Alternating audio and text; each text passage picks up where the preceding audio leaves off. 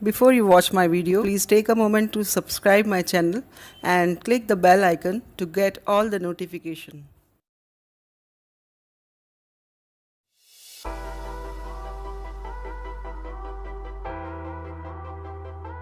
For cold coffee, you need 400 ml of milk, 1 teaspoon coffee powder, 2 tablespoons sugar, a pinch of cocoa powder for garnishing, and ice cubes. Pour milk in a blender.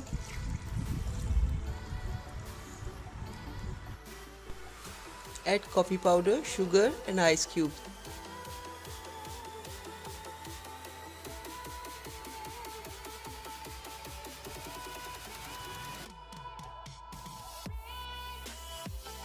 Now blend it. Put ice cube in a glass and pour your cold coffee.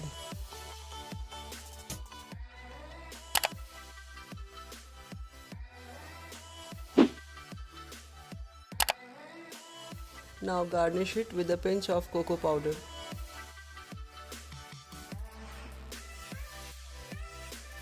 Your refreshing cold coffee is ready.